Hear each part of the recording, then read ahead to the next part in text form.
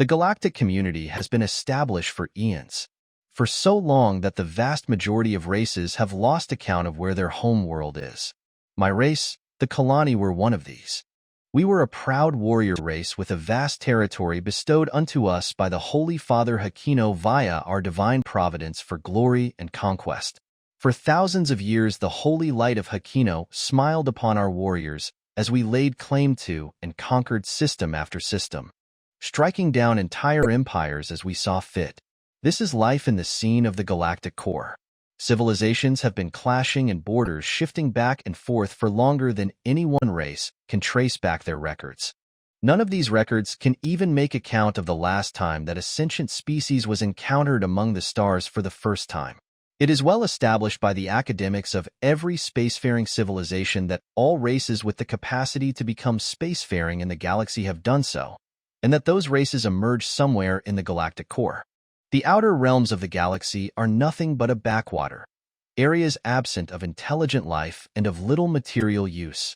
At least, so we thought. Then one day, after making a significant improvement of our FTL technology, my race found itself in need of a rare elemental resource in order to deploy this new technology on a grand scale within our fleets.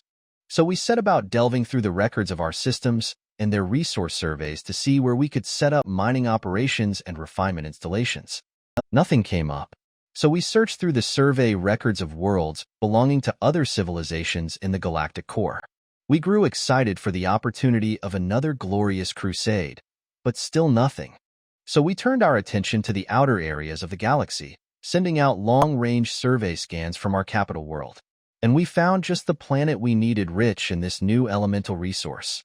A small red planet, fourth in orbital succession of its yellow stable local star. Hoping to discover more opportunities to collect the element, we scanned the other planets in the system.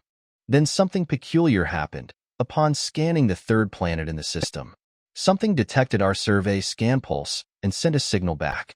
After some long-range communication back and forth over the next few decades, we realized that this Earth and the bipedal humans that inhabited it were barely to be considered intelligent. Their pitiful civilization had only managed to colonize several planets and moons in their home system and those of the two closest star systems.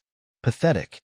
The labels of intelligent and spacefaring were a compliment to such lowly beings. So we sent a final communication informing the humans that we were coming. A divine crusade with the blessings of Holy Hakino to drive the force behind our claws would be wrought upon them. We sent a small advance force to the Sol system to glass this Earth. That was all that would surely be needed to smite down these humans and make them surrender and throw themselves at the mercy of Hakino to have the honor of serving as our slaves. And indeed that was how easy it was.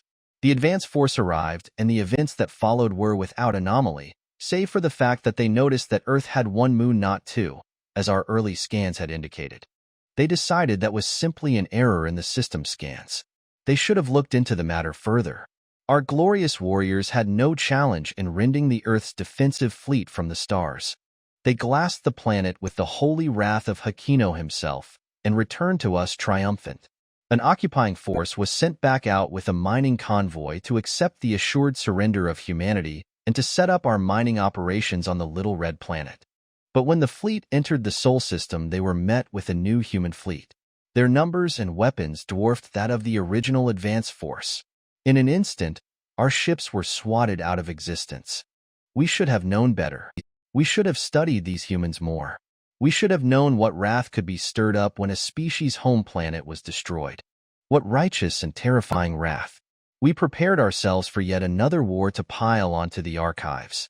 What glory we would gain in the eyes of Hakino for slaying yet another inferior empire. We readied ships and soldiers, expecting a grand series of battles taking place across scores of systems. How little we understood. I can still recall it vividly to this day. I was standing at my console on the bridge of my fleet's flagship in orbit of the Kalani capital world. We had been running simulations to prepare for the coming battles with the humans. All of a sudden, the ship's sensors set off alarms signifying an incoming enemy vessel in FTL. I barked at my technical officer to give me a report of the readout. "I don't understand, sir," he said. "What is it, crewman? Tell me now," I commanded. "These readings, it can't be a ship, sir. It's the size of a planetoid." He responded, quivering. I pushed the crewman away from his console. You shame yourself before Hakino.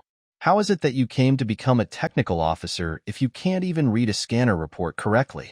I yelled. Then I read the readout for myself.